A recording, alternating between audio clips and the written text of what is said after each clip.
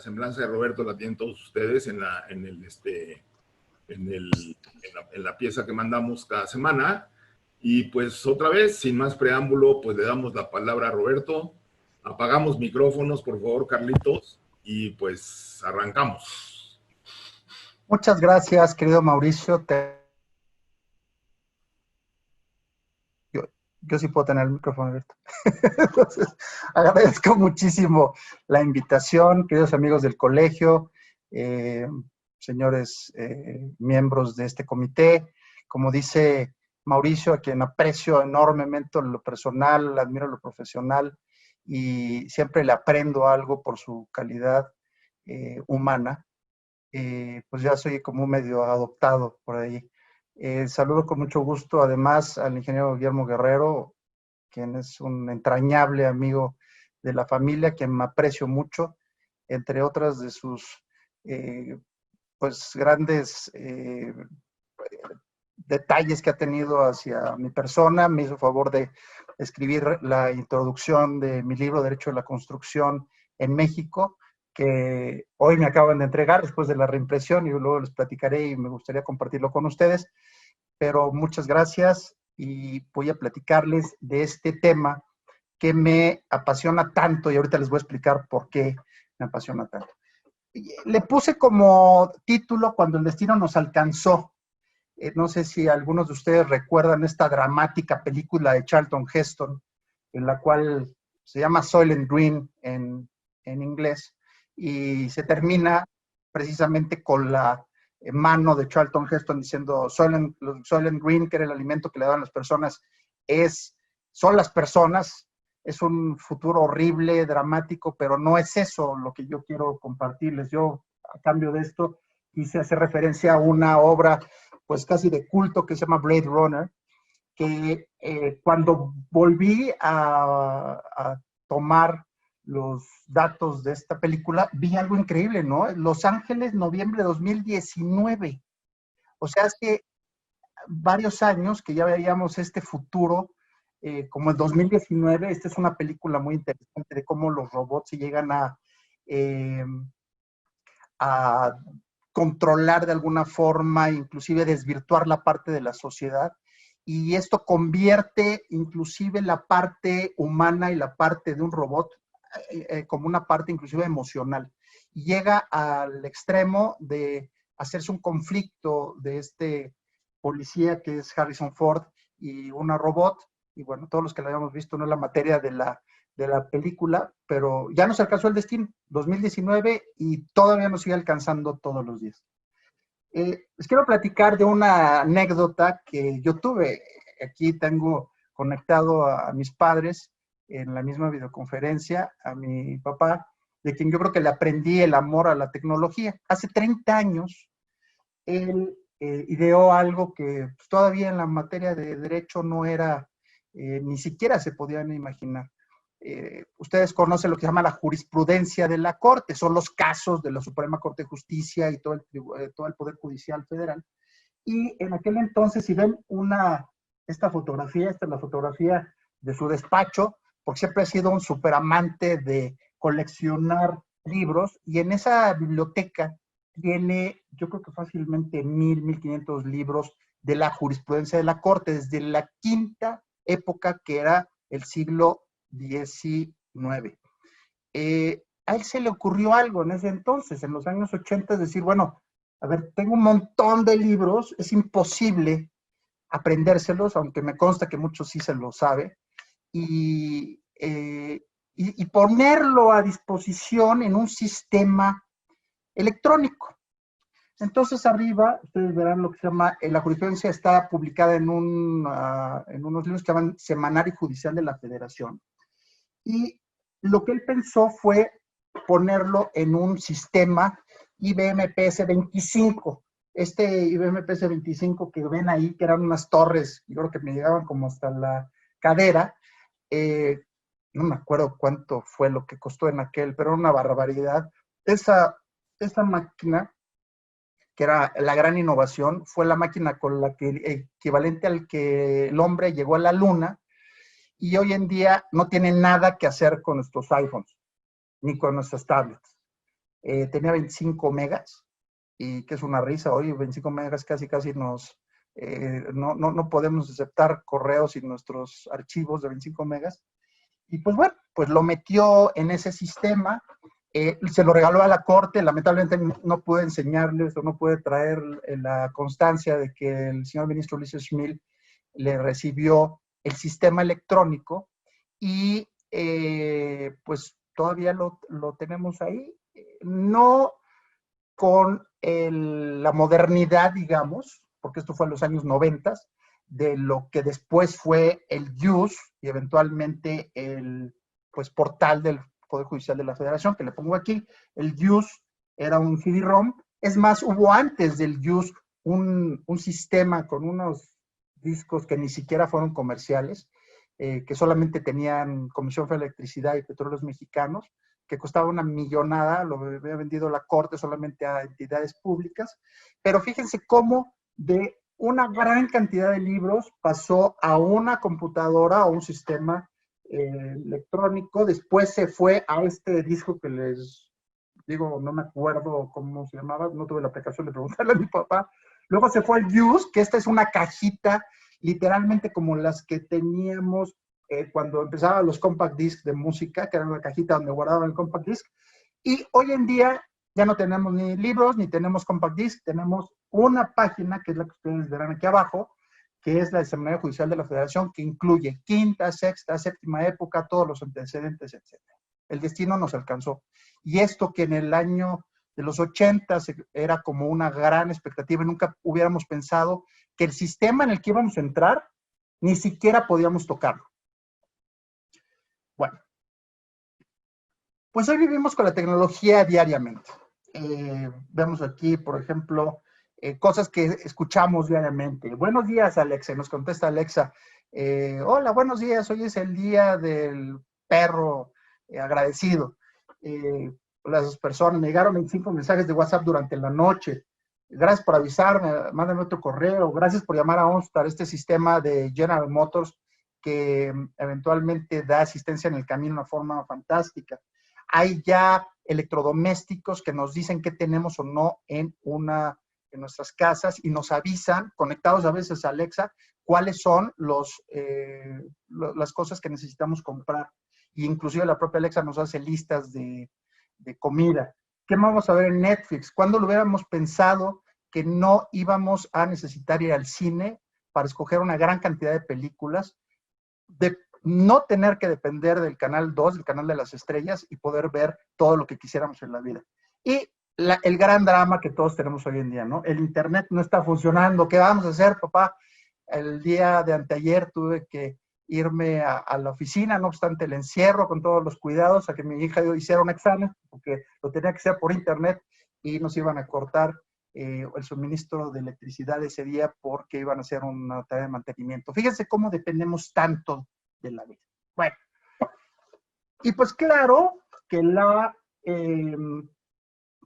construcción no se ha visto apartada de esto. Es más, ha sido una actividad que se ha procurado fuertemente incluir la parte de tecnología por muchísimas razones. Esta nota que les estoy mostrando el día de hoy fue de un robot introducido o presentado en mayo 6 de este año, que fue hecho por Boston Dynamics, son una de las empresas más importantes de robots, y está hecho este robot perro para poder llevar a cabo la supervisión de obra en terrenos difíciles. Fíjense cómo es su fisonomía con sus patas. Seguramente todos hemos visto todos estos videos de cómo se van cada vez haciendo más parecidos a los seres humanos, cada vez haciendo, o a los animales, para permitir su movimiento y su desarrollo en una forma más adecuada a las actividades diarias, ¿no?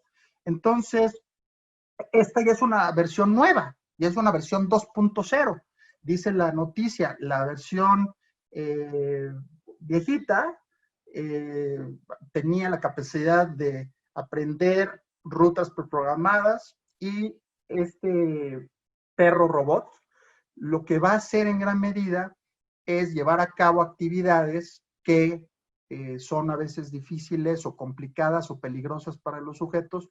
Siempre, y lo voy a decir entre paréntesis, que siempre tenemos un poco del temor a qué va a pasar con los robots, qué va a pasar con la tecnología, si va a terminar sustituyendo muchas tareas. Les quiero comentar que tuve la oportunidad de estar en un curso de MIT sobre inteligencia artificial, y una de las apuestas que tienen, una es que la inteligencia artificial y todos estos eventos no se van a lograr, por lo menos dicen, en las próximas 2 décadas, a tal grado que llegan a desplazar las actividades humanas, pero uno de los grandes retos es que las actividades humanas genéricas o que son muy básicas se lleguen a perfeccionar para ser más intelectuales que personales, para cuidar la integridad de la vida y la salud de las personas. Pero pues no, ustedes me hicieron favor de invitarme para hablarles de temas jurídicos. ¿Y qué es lo básico que a mí me gustaría platicarles sobre parte jurídica, que eventualmente lo voy a atar a la parte de tecnología? Pues en lo jurídico, en lo legal, siempre tenemos eventos por los cuales asumimos derechos o obligaciones. Derechos es algo que yo tengo la facultad de pedir a alguien, y la obligación es el compromiso de dar a alguien. ¿Qué le doy? Algo. ¿Qué son estos elementos o estos actos que me hacen o me obligan a tener derechos y obligaciones? Pues es lo que llamamos contratos, acuerdos, convenios, o como se llame, y ahorita vamos a hablar más. Luego hay otro tipo de actos de los cuales no somos responsables, o más bien no voluntariamente los causamos en todos los casos. Son aquellos en los cuales generamos consecuencias jurídicas porque actuamos en forma negligente, actuamos en forma fuera de la ley, sin el consentimiento de que tenemos que atender los temas legales y que estamos en un sistema jurídico, y entonces generamos daños y perjuicios y asumimos responsabilidades. Son las consecuencias jurídicas derivadas de actos ilícitos. Por supuesto que esto todavía tiene una teoría muy importante, tiene el respaldo del Código Civil, tiene teoría de responsabilidades, y simplemente lo estoy poniendo aquí como elementos referenciales porque no pretendo dar una clase a personas que además son tan doctas y tan profesionales como lo son ustedes. Simplemente lo estoy recordando. Y finalmente, otro concepto que me gustaría platicar con ustedes es el de la prueba. Hay veces que nos dicen, bueno, ¿cómo es posible que fulanito lo metieron a la cárcel y si era obvio y era evidente que era culpable? Pues era obvio y era evidente, pero no había pruebas. Y lo mismo nos pasa en la construcción. Nuestro reclamo es el más justo, el más equilibrado, el más balanceado, es el que evita que sufra nuestra empresa, pero simplemente no lo tenemos por escrito y no nos lo reconoce el dueño. Y así podemos tener muchísimos eventos. En la vida diaria, ¿cómo lo vivimos? Pues los contratos son esto, cuando un apretón de manos que evidentemente se da a veces o muchas veces debe darse en un contrato. Los daños, perjuicios, responsabilidades se dan con eventos como un choque. Tengo al lado extremo izquierdo inferior una fotografía de unas personas que se ve que están molestando a otro en un ambiente laboral. Eso es lo que podría llamarse un daño moral, que inclusive genera responsabilidades y obligación de compensar a la parte afectada. Y eventualmente, pues lo que son fraudes y otro tipo de situaciones, los cuales perdemos dinero o no podemos proteger a nuestro patrimonio por actos ilícitos de otras personas. En la materia de construcción, pues ¿cómo lo vemos? ¿Cómo traducimos esa parte de derechos, obligaciones, responsabilidades y pruebas en lo que es la construcción? Bueno, pues tenemos primero contratos, ¿no? El contrato, que lo entendemos como aquellos acuerdos de voluntades. Ojo, que es muy importante saber que los acuerdos de voluntades no necesitan ser por escrito. Los acuerdos de voluntades se dan porque cuando yo le pedí al señor ingeniero que me hiciera favor de introducir mi libro, presentar mi libro, y él lo aceptó, Eso es un acuerdo de voluntades. Yo jamás le pedí al ingeniero, pues, ni él pensó en tener un contrato, pero era realmente un contrato. Y estoy muy agradecido porque lo hizo. Pero eso es un acuerdo de voluntades. Y lo que tenemos cuando suscribimos un contrato, a veces es porque la ley lo exige, como por ejemplo la ley de obras públicas jamás nos dirá que el acuerdo de voluntades puede ser simplemente verbal, tiene que ser por escrito, pero fíjense lo que sucede. En la ley de obras públicas se entiende que el fallo da la posibilidad de exigir la materia del contrato en la ley de adquisiciones, pero no en la ley de obras, para efecto de exigir su cumplimiento. Eso quiere decir que lo importante es el acuerdo de voluntades como tal. Y por lo tanto el documento se convierte en una prueba. Y esa prueba puede eventualmente generar unos derechos y obligaciones y su incumplimiento, responsabilidades como las que tenemos ya vemos. Tenemos el caso de esta maquinaria que se cayó sobre una casa habitación y claramente genera un tipo de responsabilidad civil, se llama responsabilidad civil, con los eventuales daños y perjuicios que genera esa responsabilidad civil. Claramente estos eventos se dan muchas veces por negligencia, mala práctica, mala operación, y todo eso le implica una responsabilidad para el dueño de la maquinaria, eventualmente para el operador. ¿Y por qué no? ¿Qué tal que el señor de la casa le dijeron que hiciera algo, no lo hizo, y eventualmente el equipo cayó así, pues por algo que no tomó en cuenta? Nunca sabemos, cuando vemos una fotografía así, nunca sabemos cuál fue la realidad. Tenemos en el extremo inferior izquierdo los lamentables accidentes de trabajo que existen en la obra, que también nos generan responsabilidades de varios tipos, laborales, de seguridad social, responsabilidad civil, inclusive a veces penal, que ahora que vamos a tener el COVID va a ser muy importante ver cuáles son nuestras responsabilidades frente a nuestros trabajadores, porque un daño, un contagio o una muerte lamentable podría llegar a ser, ante nuestra negligencia como contratistas, un problema grave. Y lo que llaman errores de diseño, ¿no? Que es este hermoso puente que nunca se comunicó, y hay muchos ejemplos de este tipo. Los errores de diseño que eventualmente pueden llegar a tener responsabilidades por lo que se denomina, sobre todo la parte de los seguros, errores y omisiones. Algunos ejemplos, los que les dije: la celebración de un contrato, la consecuencia material es la realización de un proyecto determinado, y la consecuencia jurídica es que las partes asumen derechos y obligaciones recíprocas. Otro evento es que un ingeniero, un arquitecto incurre en un error de diseño, el proyecto puede tener problemas al momento de construirse, y responsabilidades del diseñador son las consecuencias jurídicas, con algo muy interesante.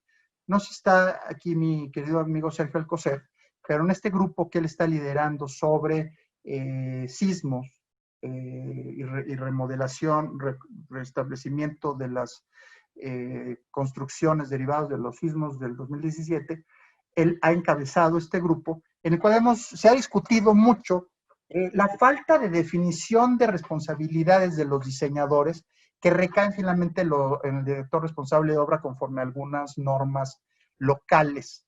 Y discutíamos, y esto es un tema que tienen clarísimo en Estados Unidos y en los países anglosajones, donde está muy evolucionado el derecho a la construcción, las responsabilidades tan claras que tiene un diseñador, un constructor, un proveedor de materiales, el contratista, los subcontratistas y hasta terceros. Es un tema que se necesita trabajar fuertemente, porque no podemos terminar definiendo en un sujeto que simplemente va a constatar la normatividad de la obra la responsabilidad de un diseñador o un proyectista, o no podemos darle la responsabilidad de generar su incumplimiento por un tema de materiales. Entonces, realmente en muchos lugares ya ha sido evolucionado mucho, no solamente la teoría, que es la que podemos darnos en otros ámbitos gremiales, sino la decisión judicial de distinguir quién es responsable de qué. No porque la ley diga es el director responsable de obra, es así. Si el director responsable de obra, por decir algo, no ha podido, a pesar de sus mejores esfuerzos, ver y tener en consideración todos los elementos, porque es un ser humano y hay un material completamente defectuoso, entonces se le culpa y se finca responsabilidad a esa persona del material defectuoso, entre muchos otros ejemplos, ¿no? Un contratista choca con un equipo en un inmueble, que es como el que vimos. ¿Cuál es la consecuencia material? Daños en el inmueble. Y la consecuencia jurídica es que debe reparar el daño pagando daños y perjuicios ocasionados. Otra obligación u otro caso, un patrón genera una situación de bullying laboral contra un trabajador, se llama daño moral o acoso laboral, y también tiene derecho a una reparación del daño. Entonces, todas las cosas que eventualmente vivimos, increíblemente tienen una consecuencia jurídica. Y en la obra y en la construcción hay múltiples, desde el estricto incumplimiento o incumplimiento contractual hasta los temas de un lamentable fallecimiento de un trabajador, pasando por situaciones laborales, pasando por temas de ilicitudes, pasando por vicios en la construcción, miles de cosas que tenemos en nuestro alrededor.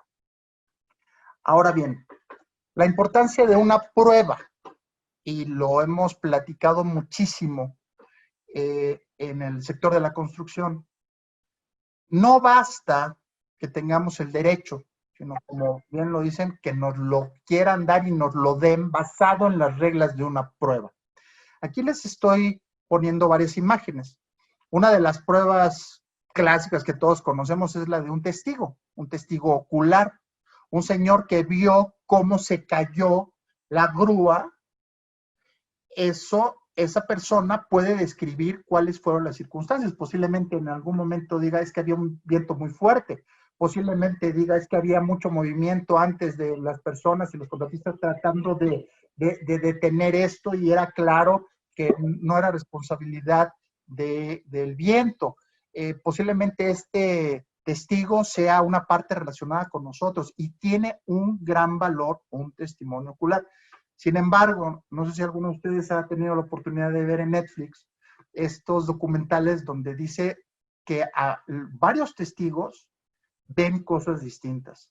Entonces, no necesariamente quiere decir que un testimonio sea suficiente, a pesar de que hay reglas de que solamente debiera haber 2 testigos, pero además, los testigos en muchas ocasiones no son fiables porque dependen de alguien o tienen algún interés o tienen esta situación humana que les impide ser completamente veraces y completamente abiertos en su testimonio porque afectan a alguien o afecta a algo. Entonces, ahí interviene la conducta humana. Tenemos otro tipo de pruebas, estoy poniendo ahí el diario oficial de la Federación, que son lo que llamamos documentales públicas, documentos que son intocables porque los emite la Administración Pública Federal. Cuando tenemos un oficio de una suspensión de obra emitida por la Secretaría de Comunicaciones y Transportes o por quien ustedes quieran, eso es un documento público que es inobjetable. A menos que se demuestre que hubo una alteración del documento, el documento público tiene efectos probatorios casi absolutos en cuanto a su existencia, no en cuanto a su contenido, que es una cosa distinta. Por eso, muchas veces los abogados insistimos en que protejan y cuiden sus oficios firmados en original, porque si hubiera un problema, tienen toda la posibilidad de defenderse con él.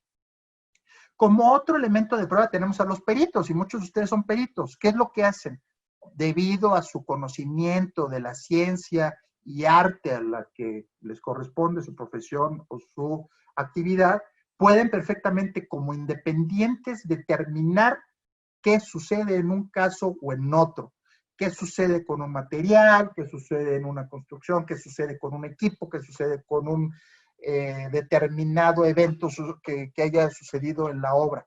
Y esto tiene también un gran valor. Quiero decirles que yo he escuchado más de 2 ocasiones en el ámbito de la ingeniería que dicen, no, es que el perito se debe a quien le paga.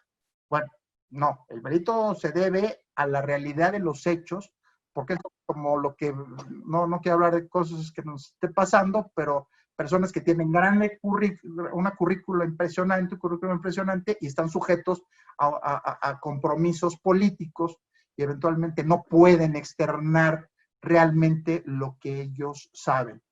Entonces, el perito es un elemento fundamental. No hay nada más importante que un perito independiente que pueda demostrar con un dictamen serio qué es lo que pasó en una obra, qué pasó con un evento, qué pasó con un accidente, qué pasó con un desfase de un programa de ejecución.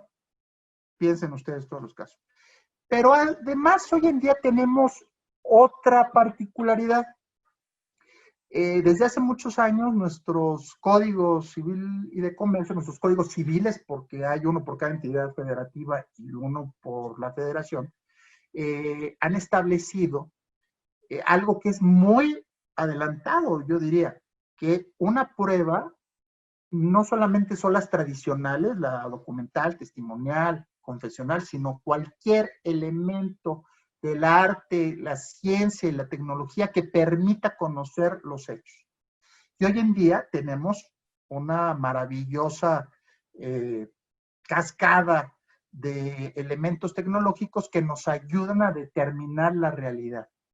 Tenemos fotografías, tenemos un sistema como el de Mauricio, que yo me acuerdo, yo estoy seguro de que ya ha de ser lo que yo llegué a ver, algo completamente diferente a lo que conozco hoy, pero Top Report que veía, que tenía su sistema de avance, tenía las fotografías, tenía las pruebas.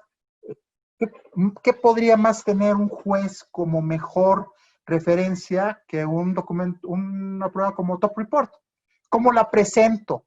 ¿Cómo se le digo al juez? ¿Cómo le puedo demostrar que yo no manipulo Top Report? No estoy hablando de Top Report como programa, sino como abogado cuando defiendo un caso. Tengo ahora que enfrentarme con ese tipo de problemas porque, aunque no lo crean, inclusive los documentos electrónicos como tales todavía no son bien recibidos en la administración pública ni en los sistemas de justicia. A tal grado de que inclusive es contradictorio. Tuvimos un caso de una empresa que fue imputada por responsabilidades administrativas. Todo se basó en correos y fue una forma de decir, nunca pudiste tú acreditar que los correos hayan sido veraces, hayan sido ciertos y de dónde vinieron. Era una impresión, era una cosa que tú pusiste y pegaste, y finalmente el asunto se ganó basado en la falta de demostración de cómo los elementos tecnológicos estaban ciertamente siendo utilizados en forma objetiva y completamente confiable. Entonces tenemos ese reto, que eventualmente se convierte en un reto que vamos a tener en la construcción, porque en la construcción utilizamos una gran cantidad de elementos de comunicación, de prueba y eventualmente de responsabilidades que vamos a ver en un momento. Todos los días tenemos acceso a estas actividades. Tenemos juntas presenciales, bueno, ahora van a ser diferentes, ahora van a ser virtuales, que lo complica, y ahorita les voy a decir por qué. Tenemos WhatsApp, tenemos planos, dibujos, proyectos, tenemos una gran parte de documentación de obra, tenemos correos electrónicos, ahora videoconferencias, bitácoras y, por supuesto, comunicaciones telefónicas. ¿Cómo poder acreditar como elemento de prueba todo esto? Pues voy a ir uno por uno. En el caso de las reuniones, pues lo que se hace es levantar una minuta. Lo que pasa es que a veces nos sucede que la minuta la levanta alguien, regularmente es el último en la cadena alimenticia, finalmente lo envía a todos y todos lo leen, pero nadie lo firma. Nadie lo firma, o lo firman en forma electrónica. Y cuando salen los temas delicados del proyecto, dicen, yo me acuerdo que hubo una reunión en la cual acordamos, sí, claro, a ver, búscala. El correo, y es un documento en Word sin ninguna firma de nadie. Tan fácil como decir, yo no estuve ahí, no existió, y en el peor de los casos, sí, yo estuve ahí, sí existió, pero eso no es válido porque no fue lo que se escribió. Vamos a grabar nuestras reuniones, pues no siempre tenemos esa posibilidad, como para lo que llamamos a los abogados adminicular lo que fue el documento electrónico con una grabación y tratar de darle la fuerza. Y posiblemente tengamos que acudir a un testigo, pero por Dios, nadie de los que estamos aquí estamos pensando en crear todas las pruebas necesarias para tener testigos, peritos o grabaciones en cada una de nuestras salas juntas, ¿no? Tendríamos que estar enfocados y volcados a eso, y lo que estamos haciendo es hacer proyectos. Otro tema son los WhatsApp. El WhatsApp que tenemos con nuestros clientes, inclusive clientes de gobierno, que a veces dan instrucciones, emiten indicaciones, otro tipo de cosas por WhatsApp, y bueno, luego lo definimos. Y la referencia es, bueno, sí, yo me acuerdo, hagan esto. ¿Quién se lo dijo? No, pues lo dijo por WhatsApp el residente. ¿Y cómo presento un WhatsApp? Porque además en el WhatsApp tenemos, además de todas las indicaciones, en la mitad, cómo estás, cómo te va, cómo está tu familia, en el mejor de los casos, ¿verdad? Cuando se traslada a un archivo de Word, vemos que la comunicación es enorme y de diferentes cosas. Además es tan inorgánico cuando se traslada a un elemento por escrito que es casi imposible de entender. ¿Cómo se lo presenta un juez? Entonces necesito eventualmente tener otro tipo de documentos que nos permitan facilitar esta circunstancia. Quiero decirles que depende también de la materia.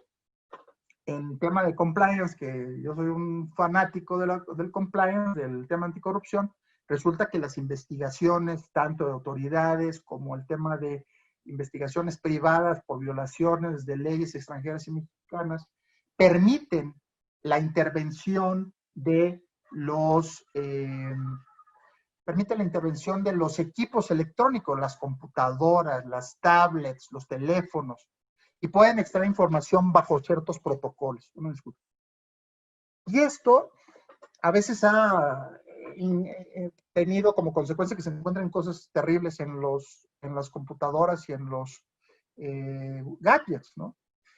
Amén de que es esta discusión de que si, por ejemplo, la computadora que ustedes están usando, que es de su empresa, si es de ustedes, es de su empresa, la información es de ustedes o de su empresa, el correo es de ustedes o de su empresa, si hay un acuerdo específico entre la empresa y el trabajador de cómo podrá usarse la información, y que si el patrón que acceda al buzón de un trabajador está violando su privacidad, etcétera, etcétera, etcétera, que sigue en discusión.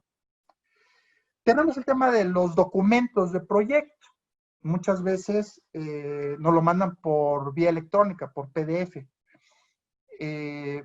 Una de las cosas que siempre nos han preguntado es, ¿cómo es posible que en este contrato tengan que firmar 1000 hojas de anexos? ¿Cómo lo hago? Es impráctico. Pues ya casi cuando terminé de firmar los anexos se acabó el proyecto, ¿no? Una de las soluciones es, bueno, cada una de las partes tiene un CD o un DVD en el que incluya todos los documentos, lo firman, lo cierran y tienen para referencia futura ese CD o DVD, pero sí deben de tener un original en papel para eventuales conflictos judiciales. Si tuvieran un conflicto judicial puro, créanme que es lo que necesitarían. Necesitarían todos los documentos firmados uno, por más que les haya chocado el hacerlo. Si tuvieran otro tipo de mecanismos, por ejemplo, un arbitraje, podrían tener documentos digitales, y es absolutamente inusual que se objeten por su misma naturaleza los documentos electrónicos. Entonces también depende en gran medida del sistema de solución de controversias que escojan. Los correos que damos como tan importantes y mandan un correo, siguen teniendo problemas en nuestra forma de demostración de acciones legales. E inclusive la reflexión que se hace por muchas personas es, bueno, A ver, yo no vi cuando lo escribió. Posiblemente lo escribió un sujeto que no es el de la firma.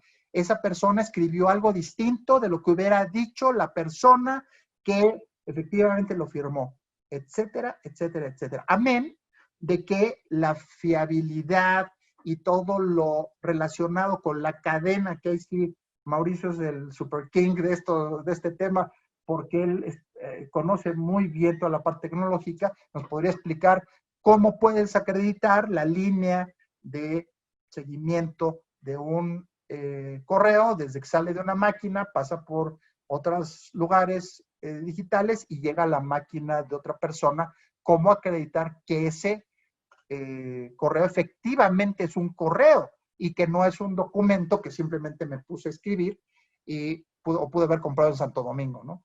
Entonces, las conferencias virtuales. Hoy me pasó algo fantástico.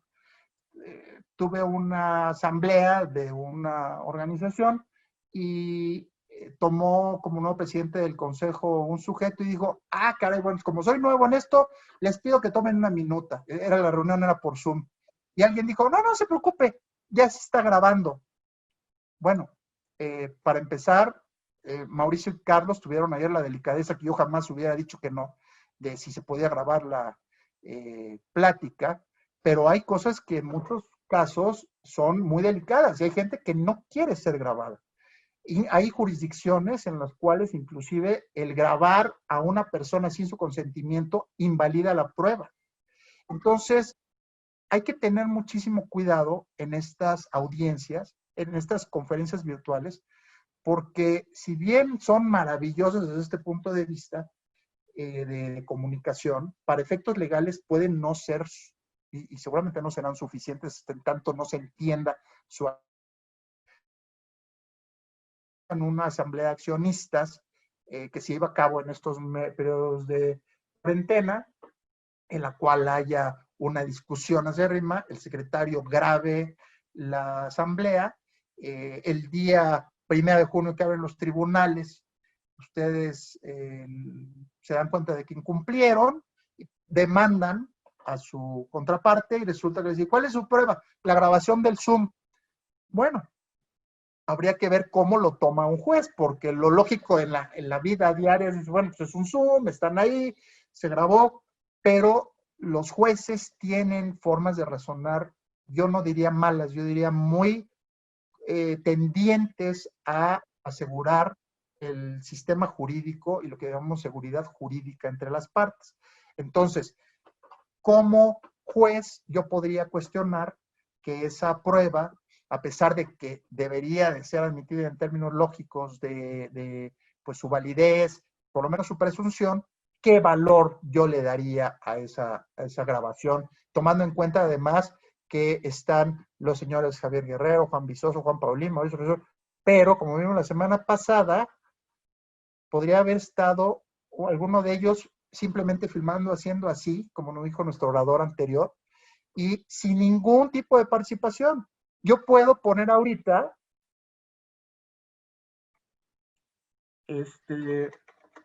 Mauricio Jesús, ¿no?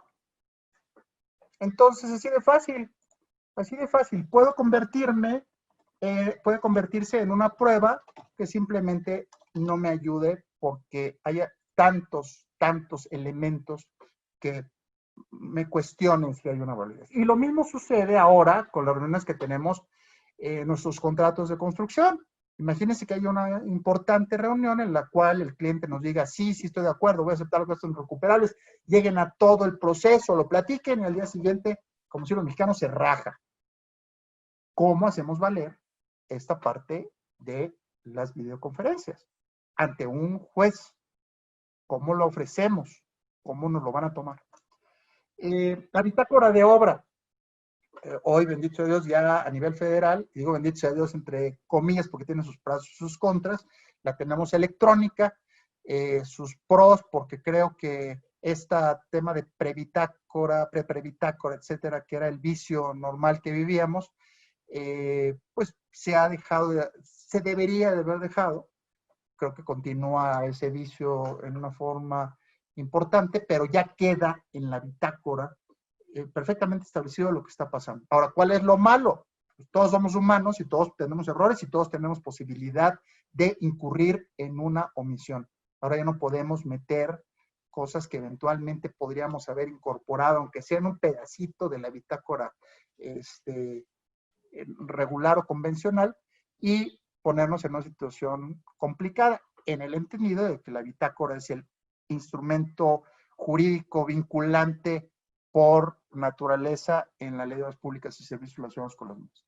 Y finalmente el teléfono, ¿no? Que no ha cambiado nada desde que pues, tomábamos el teléfono de disco hasta ahorita, en el sentido de que cuando hablamos algo, como dicen las palabras, se las lleva el viento, y por lo tanto pensamos que, y fíjense cómo está la conexión con otras cosas, pensamos que mandando un correo, eso ya nos valida la conversación, pero la conversación no convertirse en suficiente, por lo cual necesitamos todos los demás elementos en obra. Entonces, esto es lo que nos está pasando.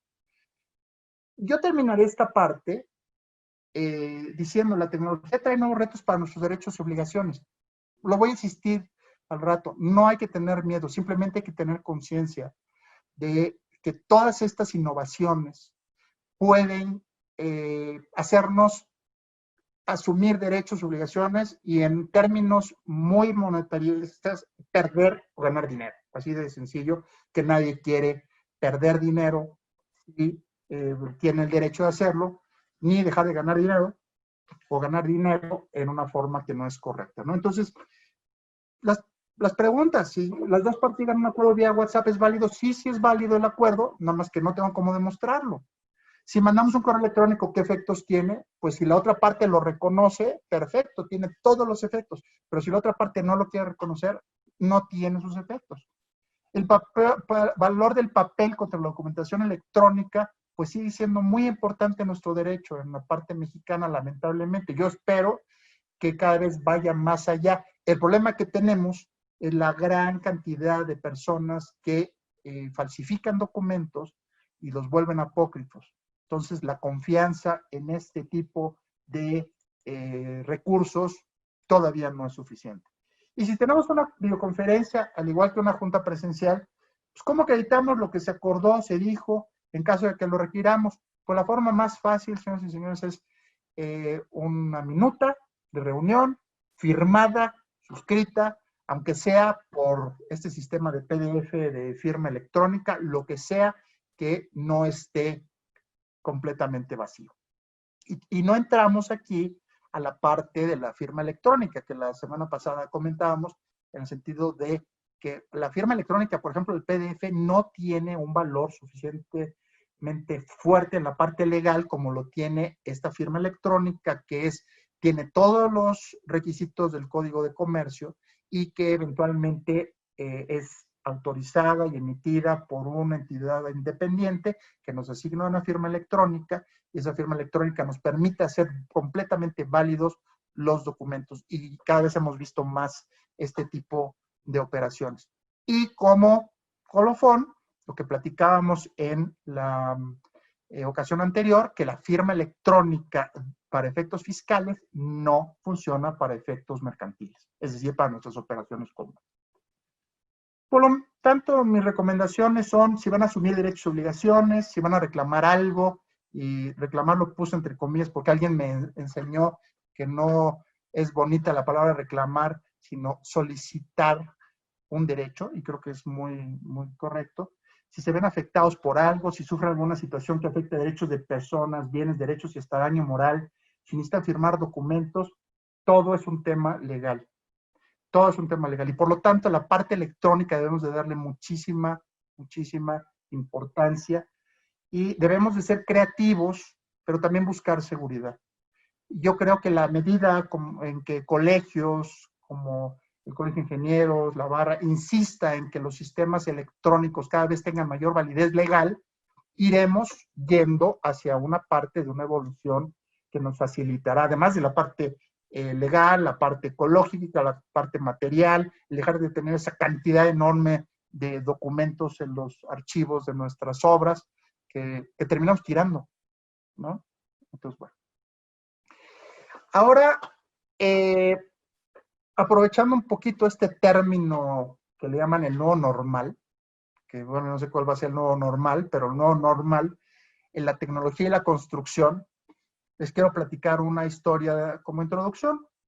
Yo tengo la oportunidad de ser o actuar con lo que se llama un dispute board, que es un panel de solución de controversias, y doy seguimiento a proyectos de infraestructura en Centroamérica. Actualmente estoy en una carretera en El Salvador, estoy en Honduras. El año pasado estuve en los Juegos Panamericanos y Parapanamericanos de Lima 2019. ¿Qué hace un dispute board? Es una persona que está todo el tiempo en sitio, que está todo el tiempo atendiendo el proyecto, que cada 2 o 3 meses acude al sitio, que habla con las partes, procura evitar controversias, es una parte muy importante, prevenir controversias a través del conocimiento del proyecto y a través eventualmente de que las partes presentan lo que llaman una desavenencia y esa desavenencia la tiene que resolver el dispute. Bueno, me parece que el viernes hablé con uno de los gurús de los dispute boards, un inglés se llama Cyril Chern, y le dije, oye, ¿cómo estás viendo el tema de los dispute boards ahora? Porque algo que tenemos que hacer los dispute boards es ir a la obra y ver qué está pasando, tener reuniones con las partes y pues seguir nuestro trabajo. Un momento, por favor. Gracias.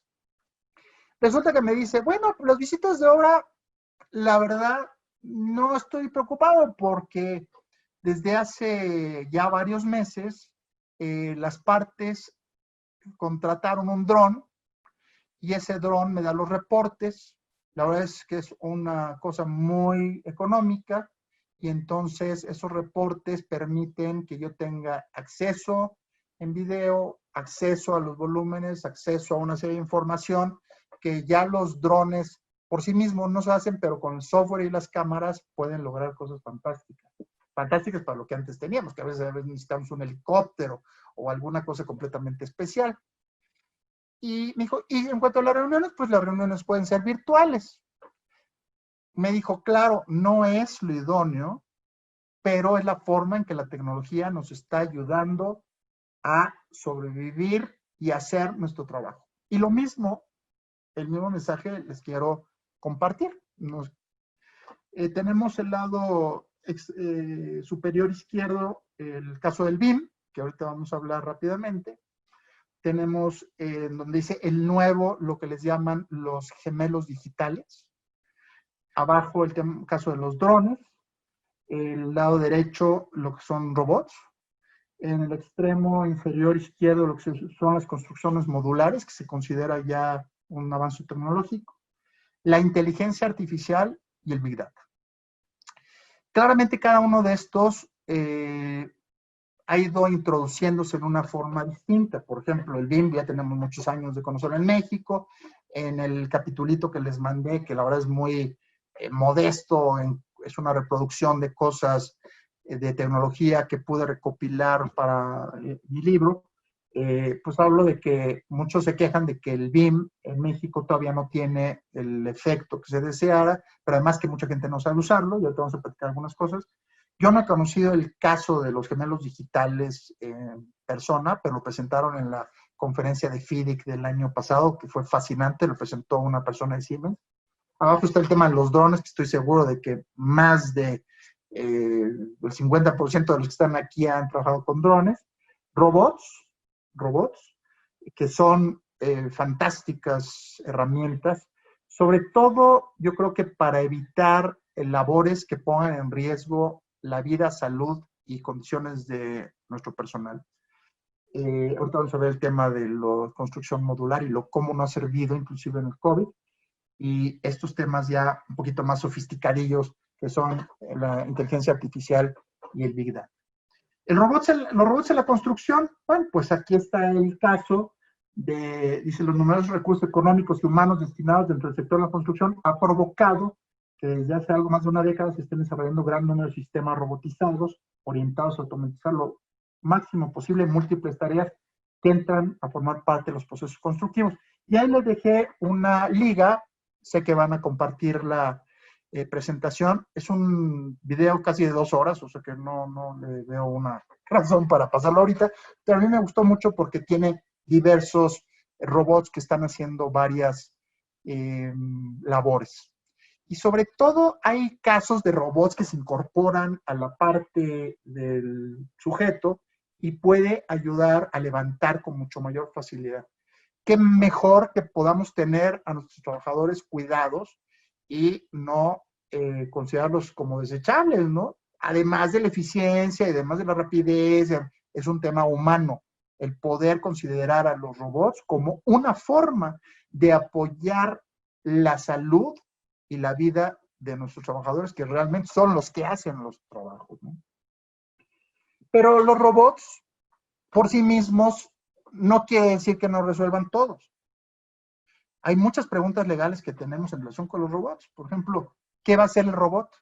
No es lo mismo un robot que yo tengo en mi casa, un robot que vende ABB o vende Siemens, pero tampoco depende que si es ABB o Siemens o Mitsubishi. Depende de qué hace y para qué lo quiero. ¿Y por qué es importante definir que el robot sea un robot adecuado? Pues porque es para cumplir el objeto de un contrato. Y es para definir perfectamente que puedo cumplir los derechos y obligaciones de un contrato. Si yo compro mal un robot y ese robot no funciona, no cumplo con mi contrato. Fíjense el efecto legal. ¿Quién fabrica el robot?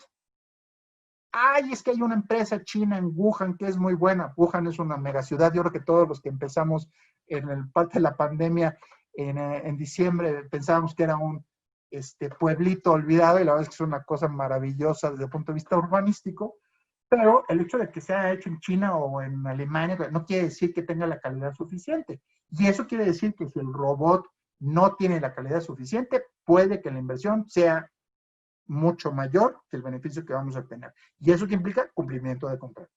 Software y controladores. Hay muchas cosas como las que tenemos en la vida que cuesta más los consumibles que el equipo por sí mismo.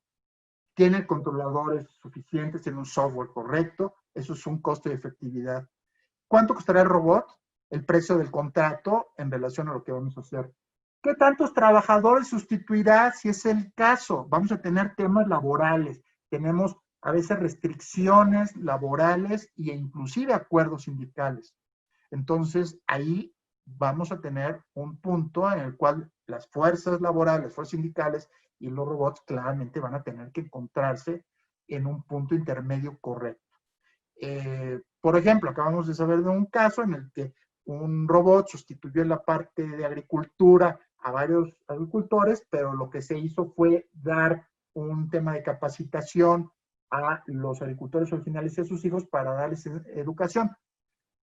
¿Cuál es el costo-beneficio inmediato? Habría que verlo desde el punto de vista social, pero siempre, y esto es lo que dicen los grandes promotores de los robots, hay que pensar no en la sustitución, sino en el mejoramiento de la vida de los seres humanos para que los robots, digamos, terminen haciendo el trabajo sucio o duro y los humanos logremos tener un trabajo intelectual mayor. Ya sé que me van a decir ustedes, eso es imposible. Yo también lo veo muy difícil, pero creo que es un tema aspiracional fundamental para este tema. La inversión del robot es un tema deducible, en cuánto tiempo se amortiza, y un asunto que ahorita vamos a ver en una noticia, o relacionado con una noticia, que es el siguiente. Si un robot causa un daño durante la construcción, es lo mismo que asegurar un automóvil, es lo mismo que asegurar una grúa, un bulldozer. Pues no sabemos porque, por ejemplo, muchos de los robots no son manipulados directamente en la forma simultánea, sino que ya tienen una preprogramación. La preprogramación, la fuente de un daño, es el software que está defectuoso y tiene un bug, el que provocó el daño en el software, eventualmente el funcionamiento del robot. Es una pata del robot que eventualmente no está bien ajustada al software, bla, bla, bla. Eso es lo que vamos a ver en la parte de los seguros y las responsabilidades. El BIM, que ya, pues yo creo que ya no es ninguna novedad. Yo tuve la oportunidad de verlo muy muy de cerca en el proyecto de los Juegos Panamericanos de Lima 2019 y ver los estadios con el BIM, y la verdad es que la primera vez que tenemos los lentes te decía, wow, es fantástico, pero debemos de dejarlo fantástico. Tiene un punto muy importante en la industria, que es precisamente la coordinación de los esfuerzos para promover la eficiencia y desarrollo del proyecto, la no interferencia ¿cómo puedo decir? Sin voluntad involuntaria de personas dentro del proyecto para que los demás lo ejecuten, y por lo tanto, por eso se llama un sistema colaborativo. ¿El proyecto requiere un BIM? Pues no todos los proyectos requieren un BIM. Claramente una casa no requiere un BIM, pero hay proyectos como los que les hablaba de los estadios, que eran 5 estadios en un solo predio, la alberca olímpica, el velódromo, etcétera, etcétera, etcétera. Y entonces había una multitud de cosas dentro. Y entonces todos tenían que aportar. El costo debe de asumirse dentro del precio, pero una de las cosas que también podrán ver ustedes en referencia en este capítulo que les mandé, fue ya el cuestionamiento del BIM desde el punto de vista legal. No es una herramienta bonita e impresionante, es una herramienta de prevención y es una herramienta de coordinación. Y en este libro, en este capítulo, hay una referencia a un autor peruano que le puso, el BIM se puso, o la toga se puso en el BIM, o el BIM se puso en la toga. La toga es esta indumentaria que usan los jueces, y un poco es decir, qué es lo que está sucediendo en el caso de BIM cuando se presenta en procedimientos judiciales o arbitrales. ¿Cómo puedo presentar el caso de una negligencia o el caso de una situación en la cual una parte que colaboraba no incluyó bien los datos, una parte que estaba en el proyecto no estaba convencido con el BIM, no lo supo usar bien, no incluyó? Es un sistema que se alimenta, y como todo que se alimenta por una persona, pues puede ser objeto de error. Y por eso la coordinación y la colaboración es tan importante para poder ir desarrollando un proyecto efectivo. Entonces, ya el BIM está siendo considerado como materia de prueba en algunos procedimientos judiciales y arbitrales, amén de que precisamente uno de sus grandes beneficios es evitar controversias que eventualmente no teníamos acceso inmediato, y por ejemplo necesitábamos un perito, obras de instalaciones eléctricas, cableado, tubos, cómo están incorporados y cómo se interconectan las partes de un proyecto, y en qué forma, quién pudo haberse equivocado en qué, si no se resolvió, cómo aporto eso como una prueba y cómo le presento esto a un juez, ¿no? Los drones, lo que me dijo mi amigo, ¿no? Realmente el costo es imperceptible. Me dijo, son $6,000, $7,000 por un buen dron. No sé si es lo que cuesta efectivamente en México, pero la utilización, cumplimiento del contrato y reducción de costos de otras actividades. Me decía, por ejemplo, en Inglaterra, lo que le llaman los quantity surveyors, que son las personas que miden los volúmenes, los cuantificadores, se están quedando en una parte en la que están asumiendo las actividades del dron y las están confirmando, pero ya no están yendo a los sitios. Entonces, los quantity surveyors tenían una importantísima labor y hoy en día se ha reducido, pero se han transformado para ser aliados de los drones e incorporar otro tipo de beneficios a través de su uso.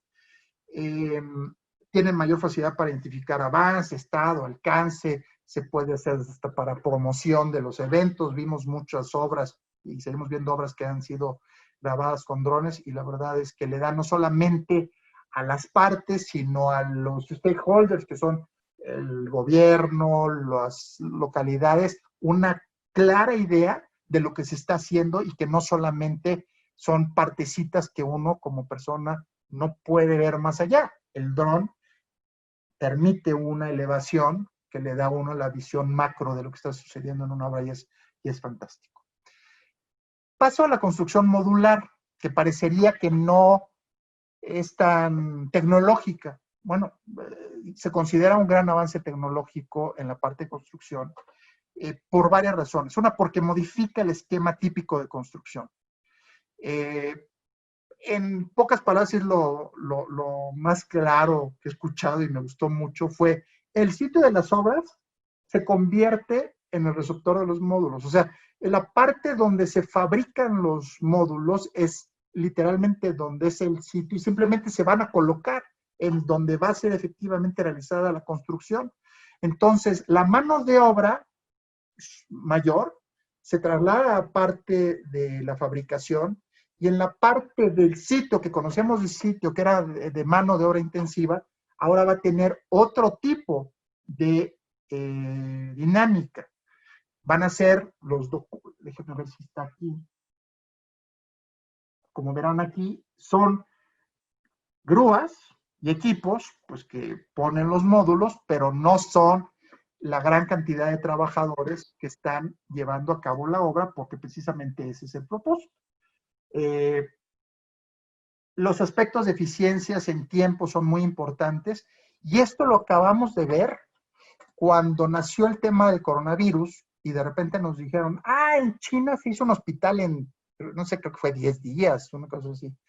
En esta liga que ustedes van a ver, no sé si la puedo poner, esta es muy chiquitita.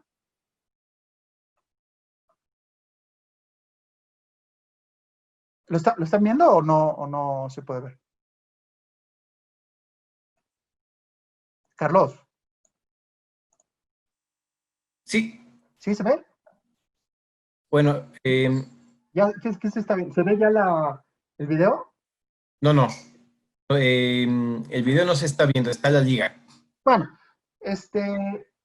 una de las cosas chistosas de este video es que sale un chinito hablando perfecto español, y yo esperaba que iba a hablar en chino, y resulta ser que este chinito es un español de CGT Noticias. Pero lo importante, y les invito a verlo, es precisamente la forma en que se hicieron esos hospitales. Fueron a través de producciones modulares. Entonces, por eso fue tan rápido. Todo el mundo decíamos, qué barbaridad, los chinos, aquí se necesita un proyecto ejecutivo.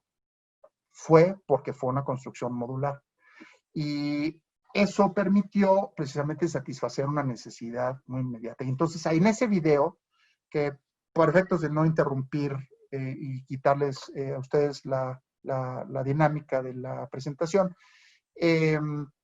dice los beneficios. Son materiales que tienen ciertas características, que no se muestran, que no hay animales, que muchísimas cosas que no tienen nuestros materiales tradicionales, que permiten una construcción mucho más rápida, que hacen que una necesidad se cubra de forma inmediata. Y entonces esto es una de nuestras grandes expectativas de construcción, tecnología y construcción.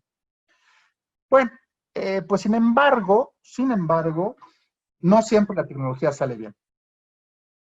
Y esto está referido con las responsabilidades y los derechos, ¿no? Y los vicios, los daños y perjuicios. Aquí tenemos el famosísimo caso del carro Tesla automanejado, automanipulado, que se estrelló, y a pesar de que había una persona, decía que estaba en piloto automático y perdió la vida, ¿no? Entonces, el mismo piloto decía, o sea, la firma Tesla decía que estaba en autopilot, y por lo tanto, pues este señor lamentablemente perdió la vida, y fue un gran retroceso, y eso fue una de las cosas que en MIT insistían mucho, que había un gran miedo de que la tecnología nos fuera a causar daño. Y claro que se puede causar daño, pero pues como muchas otras cosas.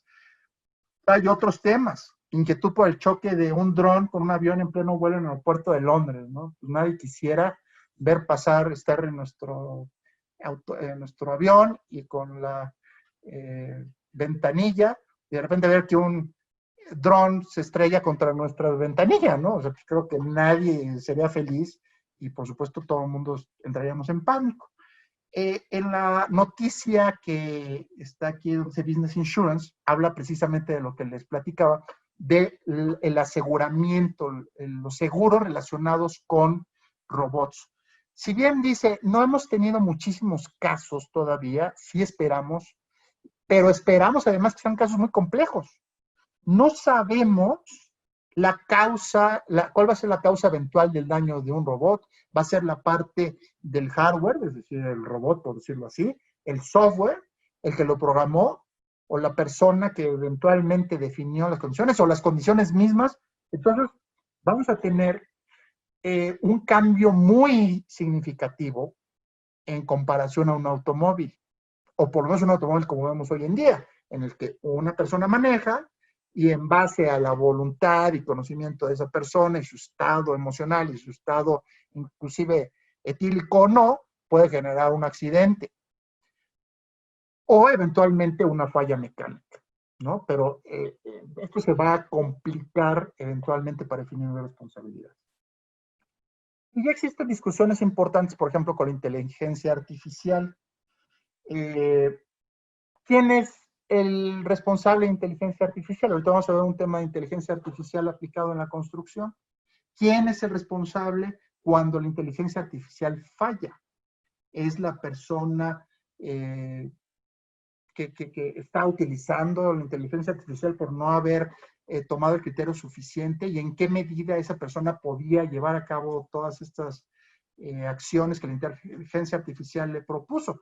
Ahora, por ejemplo, estamos viendo el asunto de la inteligencia artificial en la parte médica al grado de convertirse en diagnósticos. Bueno, y si un doctor toma la inteligencia artificial como base de su diagnóstico y se respalda en ella y es un diagnóstico inadecuado y tal vez pudo haberlo pensado mejor la persona, es un riesgo que tenemos.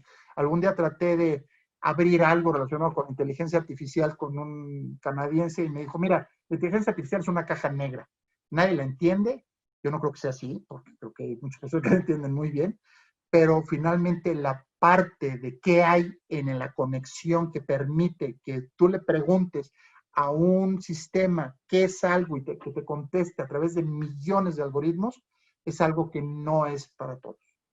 Y pues el Big Data, ¿no? Que es el Big Data, todos los datos que tenemos alrededor en forma electrónica, que también ya tienen cuestionamientos sobre la parte legal.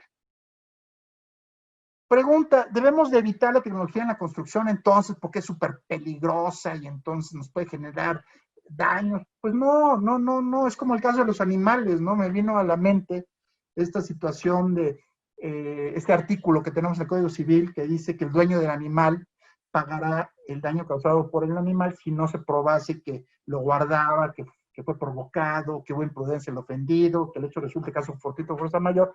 Tenemos al lado izquierdo pues, un señor que lo atacó a un perro porque seguramente el señor le hizo algo.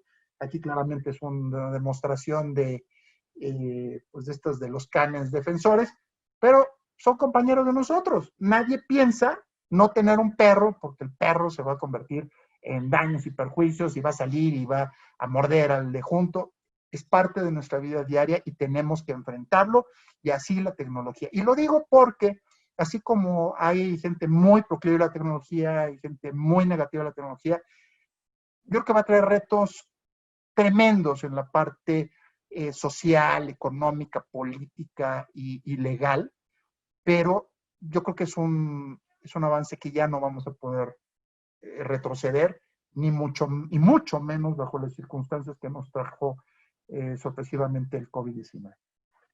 Aquí está el caso, esta es una nota del día de hoy, no, perdón, es cierto, no es el día de hoy, es el 14, bueno, me llegó el día de hoy, pero es del 14 de mayo. Codelco, que es la empresa productora más grande de cobre del mundo, y está utilizando inteligencia artificial para combatir al COVID-19.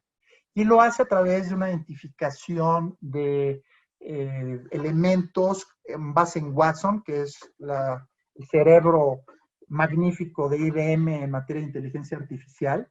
Y entonces, a través de un software basado en Watson o un sistema basado en Watson, está generando todo un sistema de control de usuarios basado en reconocimiento facial, perfil y ficha médica de los integrantes de Codelco, una aplicación, etcétera, que es increíble, es increíble. ¿Qué es lo que quiero decirles? Pues de la misma forma, la tecnología nos está dando grandes oportunidades que no podríamos tener. Codelco tiene plantas enormes, enormes, donde entran cientos, miles de personas. Y el hecho de decir, no, es que la inteligencia artificial, bueno, la inteligencia artificial va a ser una gran herramienta. ¿Cómo nos ayuda en la industria de la construcción? Pues está precisamente llegando al foco de la distribución, el canal de distribución, de fabricación. Si no hay fabricación y las plantas se cierran, entonces todo el demás sistema de muchas otras cosas se cae. Está yendo al punto específico de donde comienza la construcción. Y creo que como eso habrá muchísimas obras que pudieran tener este tipo de beneficios, ¿no? Entonces no hay que deshacernos, hay que entenderlo y hacer. Termino con unas láminas que quisiera compartir ideas. Pros, contras y acciones preventivas. Todo tiene un pro y todo tiene un contra. Las comunicaciones electrónicas, yo creo que tienen el pro maravilloso, la facilidad, flexibilidad, fluidez. Me siento tengo gran envidia de escuchar a mis colegas americanos cuando dicen que tienen una audiencia con un juez en Estados Unidos y que se transmiten por vía electrónica los documentos en PDF y está el juez ahí. Por cierto, me platicaba de una abogada que en Estados Unidos los jueces siempre piden que la gente vaya por lo menos con corbata y esta señorita se prendió la cámara en la audiencia estando todavía acostada y con la pijama y con la almohada. Entonces decía que tampoco hay que llegar a ese extremo. Pero sí es creo que importante entender que lo que hacemos a veces en los juzgados, a veces hacemos en este tipo de autoridades, que es la inmediatez, se puede sustituir. Ahora vamos a tener que sustituirlo. Hoy en día no tenemos ni cómo comunicarnos con un tribunal, a pesar de que tengamos un asunto urgente, un tribunal mexicano, porque no se han adaptado estas tecnologías. Yo creo que van a tener lo que hacer. Ya la Corte, por ejemplo, está sesionando en forma virtual, lleva mucho tiempo haciendo sesiones y tiene un canal, pero vamos a tener que ir para allá. El contra, pues, a veces hay formalidades necesarias que piden nuestras leyes y tenemos que tener en cuenta todos los elementos requeridos por la ley y las costumbres para casos complicados. En el caso de la construcción, la formalización de un contrato, la presentación de una solicitud de reconocimiento, entiéndase reclamo, la demostración de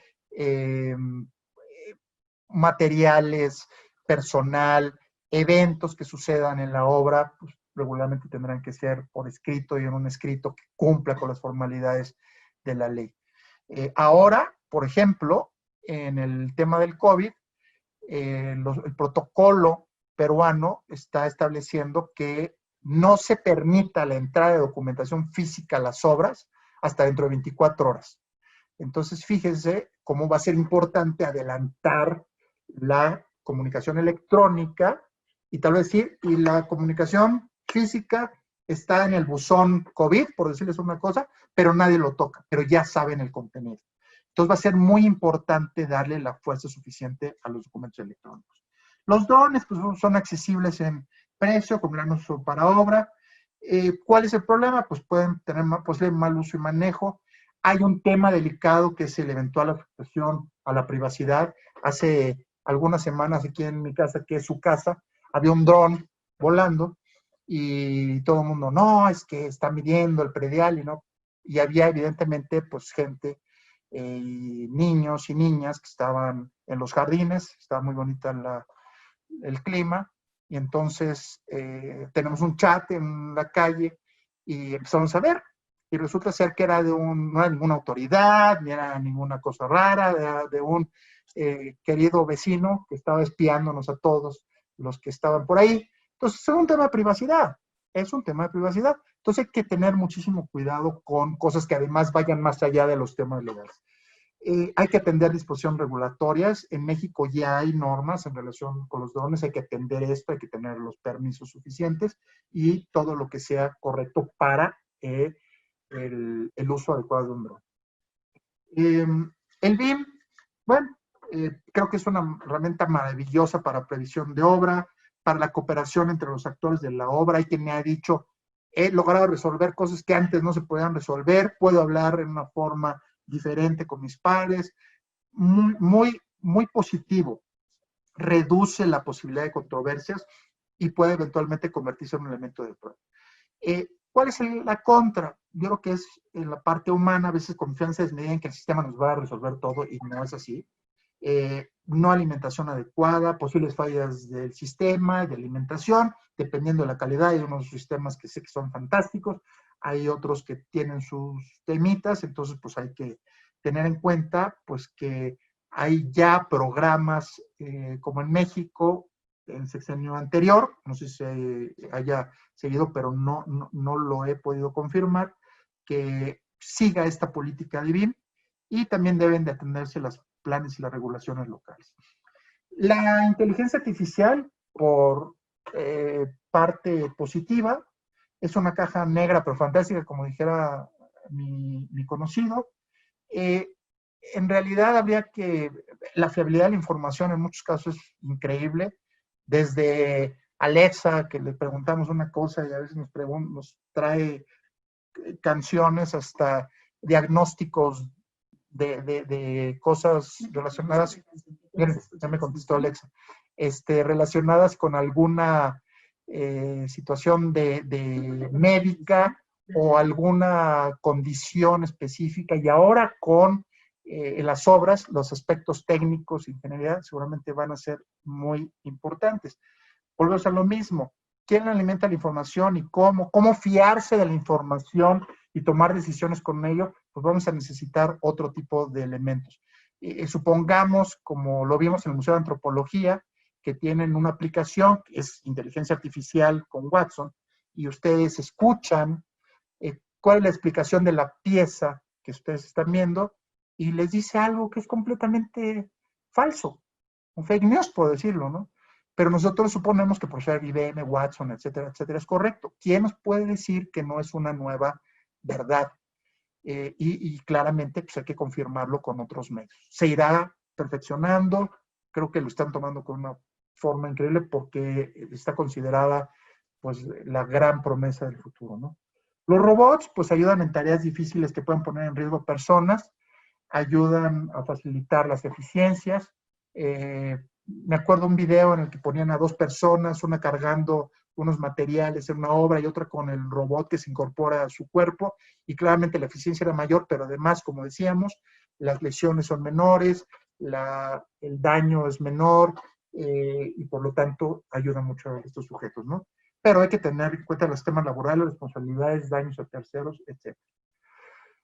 Concluyo, y gracias por su paciencia, concluyo que la tecnología no solo llegó para quedarse, sino para quedarse y evolucionar a pasos agigantados día con día. Creo que el tema del COVID va a tener una oportunidad increíble porque ya la estamos viviendo al no poder salir, al no poder llevar a cabo muchas de nuestras actividades. La tecnología seguramente va a ser más utilizada desde el Zoom hasta los robots para distanciamiento social, el tema de equipos como por ejemplo el que me está enseñando hoy Mauricio en la mañana, detección de temperatura, los controles y las aplicaciones para poder seguir los protocolos, la información que nos dan en Internet es enorme.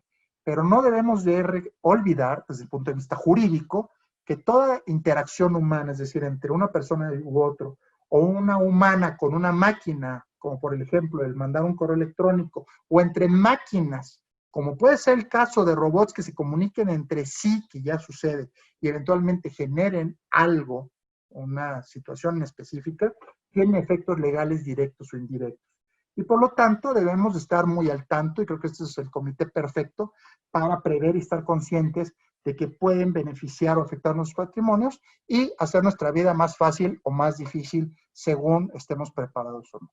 Yo les agradezco mucho el tiempo, espero que haya sido de utilidad y muchas gracias Mauricio y Carlos por su amable invitación.